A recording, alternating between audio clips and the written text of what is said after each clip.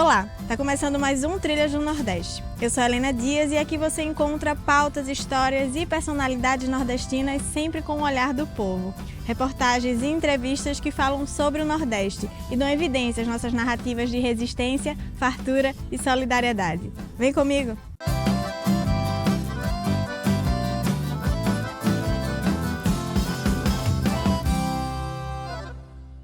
No quadro Sertão da Gente, nós vamos saber mais sobre um projeto pernambucano que tem encontrado na batata doce uma oportunidade de fortalecer o combate à fome. Já no território de solidariedade, a gente fica por dentro de um curso de juristas populares que será realizado na Paraíba. E no Aqui Pra Nós, a prosa é sobre a importância da volta do Conselho Nacional de Segurança Alimentar e Nutricional, o CONSEA, para o Nordeste. A gente conversou com Valquíria Lima, que é representante da articulação Semiárido Brasileiro. Já no Balaio Cultural, nós vamos até os Lençóis Maranhenses, que é candidato a Patrimônio Natural da Humanidade. A gente começa o programa hoje em Pernambuco. Você sabe o que são alimentos biofortificados? São aqueles que passam por processos de melhorias com o cruzamento entre suas diversas espécies para aumentar o seu valor nutricional. Tudo isso livre dos venenos, que são mais conhecidos como agrotóxicos. É o que pesquisadores do sertão pernambucano têm feito com a batata doce, num projeto que tem foco no combate à fome. Vamos entender com Rodolfo Rodrigo.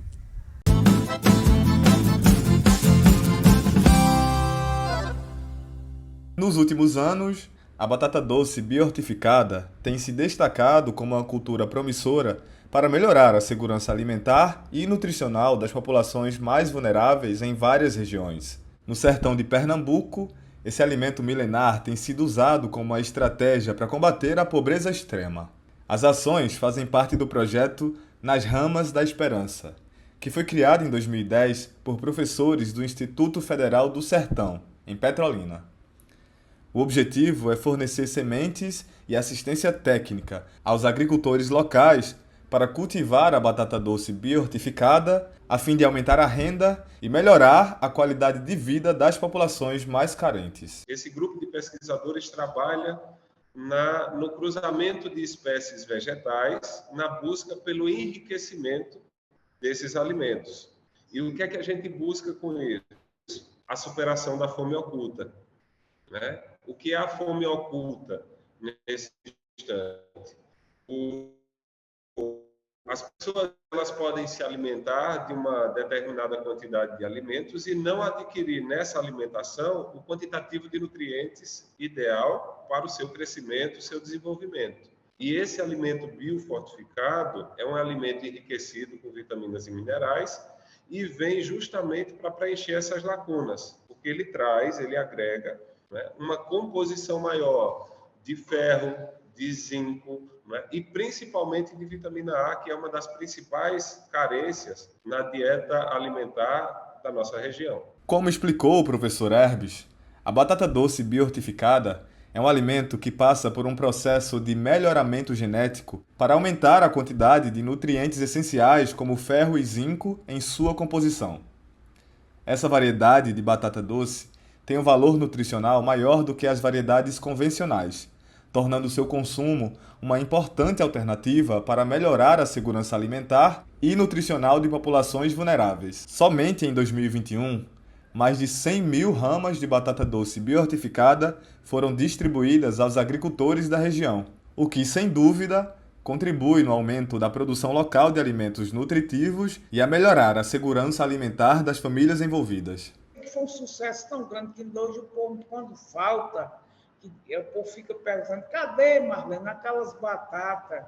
Porque eu digo a você, eu pelo menos, quando eu comecei, eu usei, que eu me senti tão fortalecida, que com a batata pela manhã, quando eu tomei o café, que me senti forte. Eu digo, forte. Aí eu procurei indagar mais o professor a utilidade, né, que essas batatas tinham, né? E aí ele passou para a gente, eu passo para a comunidade, e eu sei que está sendo um sucesso. E muito feliz em ter chegado em nosso assentamento. A variedade da batata doce foi desenvolvida pela Embrapa Hortaliças e é mais resistente à falta de água do que as variedades convencionais, o que torna o seu cultivo mais adaptado às condições climáticas da região. A gente desenvolve avaliando, por exemplo, o ciclo da cultura, se ela é de 100 dias, se ela é de 120, de 150, de 180. A demanda hídrica, que é a demanda por irrigação, qual é o intervalo de irrigação que ela vai suportar, a produtividade média dessas culturas. Então, tem variedades ali que a variedade CIP-BRS Nude, que é uma variedade nova, que nós começamos a desenvolver testes no ano passado e a variedade que mais atrai a atenção das comunidades por aqui, porque ela é de polpa alaranjada, bem forte. Ela tem a primeira impressão, à primeira vista, o pessoal quando parte diz é uma cenoura, mas tem cheiro de batata. Então vai causando essas sensações visuais, mas o que mais nos encanta é de fato a aceitação na mesa dos agricultores. O uso da batata doce biohortificada como estratégia de redução da pobreza tem dado certo em Pernambuco. Com o projeto em andamento, só resta esperar para que a produção de batata doce biohortificada continue crescendo e contribuindo para melhorar a vida das populações mais vulneráveis. E agora vamos à Paraíba falar sobre o acesso da população aos serviços do Judiciário. Esse acesso é um direito, mas muitas vezes não é garantido por causa da sua complexidade e a falta de políticas nesse sentido. A população precisa de mais informações sobre o funcionamento da justiça e orientações de como proceder.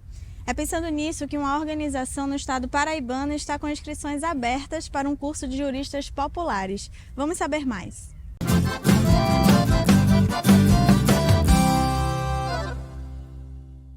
A formação jurídica popular é como uma bússola que guia as lideranças das comunidades e organizações sociais na busca por justiça e igualdade.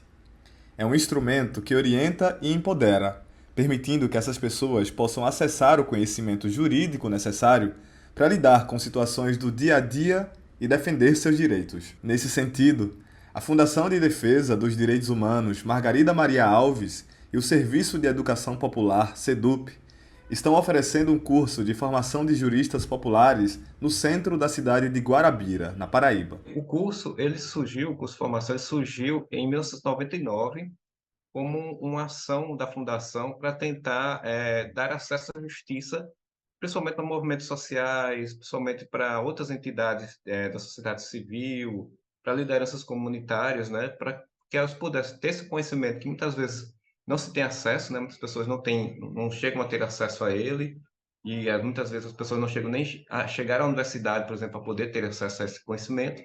Então, a gente construiu esse curso para dar esse acesso, né? Para fazer com que depois eles fossem multiplicadores dessa informação, e aí nos grupos que eles atuassem, nas comunidades que eles atuam, nos locais onde eles permanecessem ali como pessoas sociais, né, sujeitos sociais. Coordenado pela Fundação Margarida Maria Alves, o curso dura em média 8 meses e é dividido em 4 oficinas com temas transversais, como direitos humanos, cidadania, políticas públicas, gênero e feminismo, etnia e população LGBTQIA+. Além disso, o curso oferece 8 módulos de noções de direito que abordam várias temáticas da área.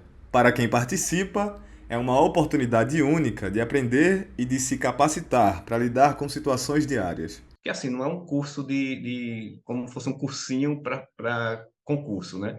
Então ele não é aprofundado nesse sentido, mas ele traz as noções com a tentativa de fazer uma linguagem simples, fácil para quem está acompanhando poder entender bem, né? E aí geralmente são 8 horas, manhã e tarde, começando às 8, terminando pela manhã às 12 horas, aí tem um almoço, e aí a gente tem a tarde, também começa e termina às 5 horas da tarde, e dura geralmente aí quase 8 meses de curso. Então, é um curso bem longo, e ainda tem também a visitação a órgãos públicos. A gente faz pelo menos com a turma visitação a pelo menos 2 órgãos públicos, que a gente entra em contato, faz parceria, para eles conhecerem um pouco também de como é o sistema judiciário, o sistema de justiça e a atividade, né, da questão de direito.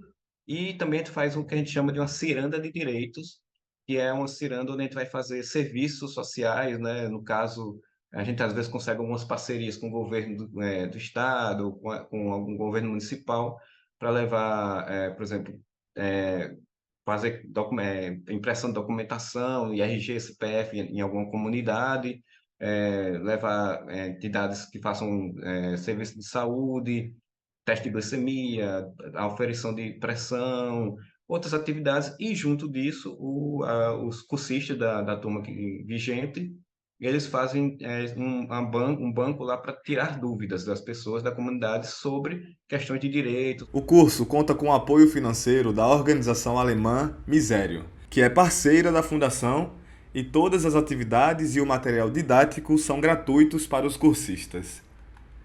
Desde a sua fundação, mais de 400 alunos já foram formados, e as inscrições para a turma de 2023 estão abertas até 24 de março. Para se inscrever, o candidato precisa pertencer a uma organização social e residir na Paraíba, ter no mínimo 18 anos e disponibilidade para participar de aulas presenciais quinzenalmente.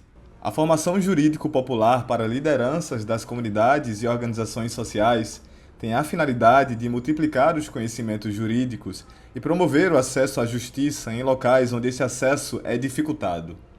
E é assim que a Fundação Margarida Maria Alves e o Serviço de Educação Popular trabalham em conjunto para contribuir para uma sociedade mais justa e igualitária. Para realizar a inscrição e ter mais informações, acesse o site fundaçãomargaridaalves.org.br.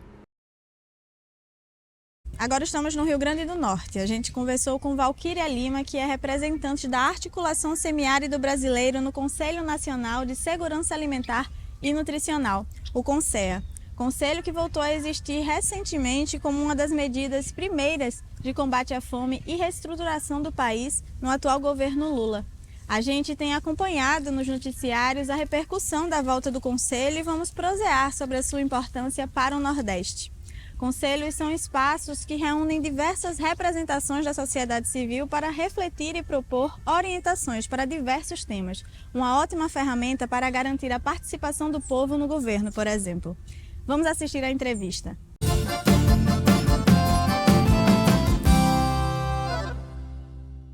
Olá, gente. Eu estou aqui hoje com Valquíria Lima, que é representante da Articulação Semiárido Brasileiro no Conselho Nacional de Segurança Alimentar e Nutricional, o CONSEA. Seja bem-vinda ao Trilhas do Nordeste, Valquíria. Olá, Helena. É um prazer para nós da Articulação do Semiárido estar participando aqui do Trilhas do Nordeste. Valquíria, o CONSEA voltou, né? O que essa volta representa principalmente para a região Nordeste? O CONSEA sempre foi um dos grandes conselhos de participação popular, né? É bom que a gente sempre lembre quando ele foi constituído, né? Então, o Conselho é em 1993. Então, um conselho que sempre abrangeu a participação da sociedade civil, dos movimentos, né? E ter uma representatividade muito presente, muito ampla, porque a gente vai discutir o direito à alimentação e tudo que está relacionado nesse direito à alimentação. A produção, a comercialização regional, a participação das populações mais vulneráveis em políticas, né, de combate à fome. Valquíria, e como o Nordeste, com as suas experiências em relação à convivência com o semiárido e também a agroecologia de maneira geral, pode contribuir com as discussões do CONSEA? Quando a gente fala que é um dos grandes produtores de alimentos provenientes da agricultura familiar e camponesa, é porque a gente está falando também dessa diversidade, né? Então, aqui a gente produz uma diversidade de alimentos que vai diretamente para a mesa do povo brasileiro. O que o semiárido brasileiro e o que o Nordeste precisa são políticas públicas adequadas, financiamentos adequados.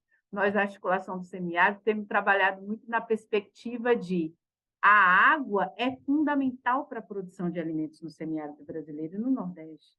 Então, a gente armazena a água de chuva, a gente potencializa essa possibilidade hídrica para poder produzir alimentos saudáveis, né?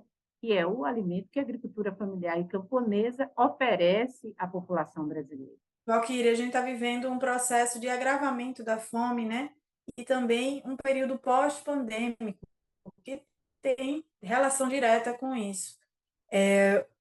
Qual falta o Conselho fez neste momento, já que ele foi extinto ali no governo Bolsonaro em 2019? O Conselho sempre foi um conselho que acompanhou a execução e a implementação de políticas direcionadas à produção de alimentos saudáveis, ao combate à desnutrição. Então, ele fez falta nessa participação da sociedade civil, na incidência e na mobilização social para o acompanhamento dessas políticas. Assim como o Conselho foi destituído, outros conselhos de participação sociais, políticas públicas como o PAA, o Programa de Acesso à Água, né, programas o PENAI, o PRONAF, foram praticamente paralisadas, né? Isso impactou bastante a capacidade de produção de alimentos da agricultura familiar e foi direcionalmente e levou isso a um aumento considerável da fome. Valquíria, quais são as principais políticas que a gente tem hoje no Brasil e que foram propostas pelo Conselho? Então, o Conselho chega lá na ponta, o debate do Conselho chega na ponta, lá na merendeira, que está lá na escola, né? Onde o PAA, que é um programa que vem dessa luta do Conselho, porque o Conselho representa a luta desses movimentos, né? Então, assim, que 30% dos recursos é comprados da produção direta da agricultura familiar. Esses alimentos chegam lá na merendeira da escola. Como é que ela produz um alimento mais qualificado, com valor nutricional mais adequado, né? Um alimento que vem livre de agrotóxicos, um alimento saudável, que vai chegar na mesa dessas crianças, dessas famílias, de forma mais saudável, né? Então, programas como o PAA, o PENAI, programas como programas de cisternas, as cisternas do consumo humano, as cisternas para a produção de alimento, a cisterna nas escolas, porque muitas unidades escolares, rurais, foram fechadas, porque não tinham condição de funcionar, porque não tinham água. E a gente está falando do Nordeste, e boa parte do Nordeste é semiárido. Então, todos esses programas, extremamente importantes para essas comunidades e para essas populações, eles nasceram dessa pauta, dessas demandas do próprio Conselho. Quais são os principais desafios do Conselho nesse momento de volta do Conselho? Podemos negar a nossa realidade. Nós temos mais de 32 milhões de brasileiros e brasileiras que estão em quadros de insegurança alimentar, né? A situação mais recente e emblemática que temos acompanhado é a situação do povo Yanomami, que é muito grave, muito drástica, e que não começou agora, e que ela simplesmente só se potencializou.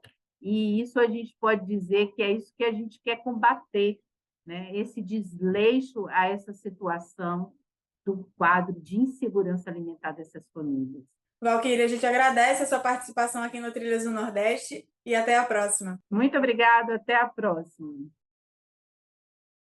E agora chegamos no Maranhão para falar sobre a virada nas expectativas do Parque Nacional dos Lençóis Maranhenses. O lugar, que é considerado internacionalmente um dos mais bonitos do mundo, estava sob risco de privatização durante o governo Bolsonaro. Mas a privatização ficou apenas na ameaça, com a mudança de governo, e agora o parque é candidato ao título de Patrimônio Natural da Humanidade. Vamos ver com a repórter Mariana Castro.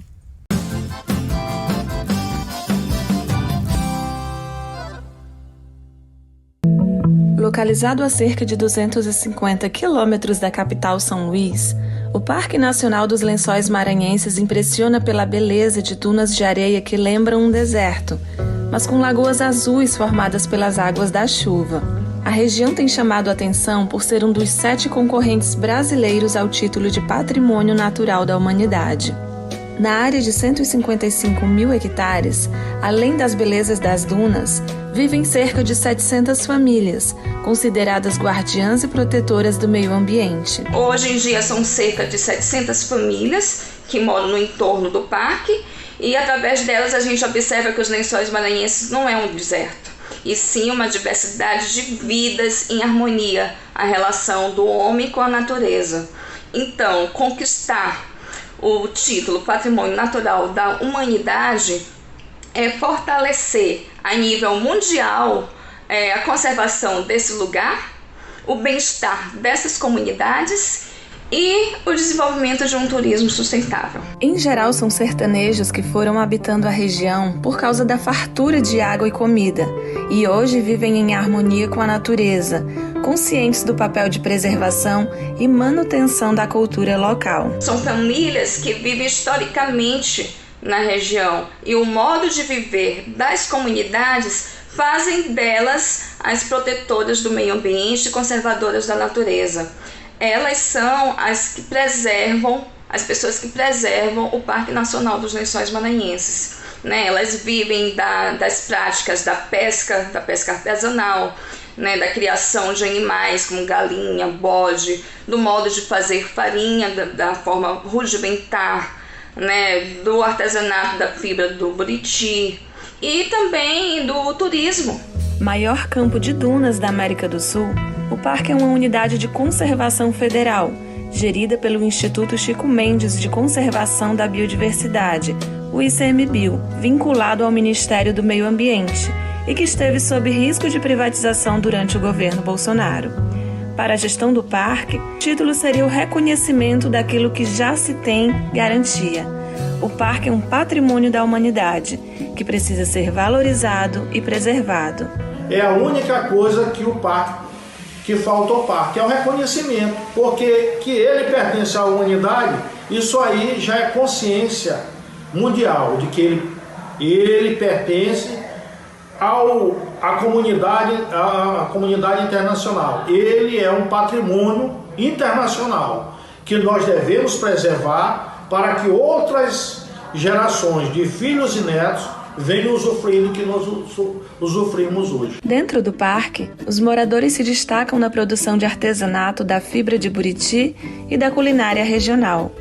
A maioria das famílias vive do próprio alimento, à base da agricultura familiar e da pesca artesanal. Eu e minha família e várias outras famílias daqui de Santa Amaro vivemos dentro da área do Parque dos Lençóis Maranhenses. Muitas comunidades e a gente vive dessa maneira, produzindo o nosso próprio alimento, criando peixe na horta, a gente faz a farinha.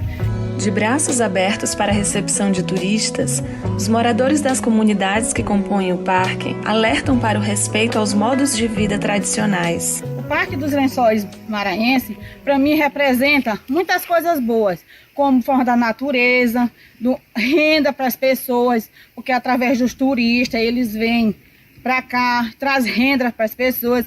Eu espero dos Lençóis Maranhenses muitas coisas boas, que os turistas que vêm, eles respeitem a nossa cultura, o nosso modo de ser, de viver. Atualmente também, os Lençóis têm sido cenário de uma novela global, que é Travessia, na qual eu participei da questão da produção dos artistas, principalmente dos figurantes, que foram toda aqui da comunidade do apoio, os pescadores, as lavadeiras, as crianças.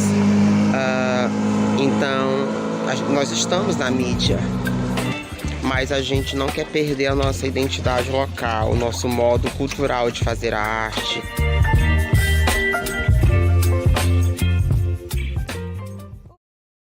A gente agradece a sua audiência. Lembrando que você assiste esse e outros episódios nos canais do Brasil de Fato Pernambuco e da TVT no YouTube. Até semana que vem, sempre nas sextas-feiras, às 9 da noite.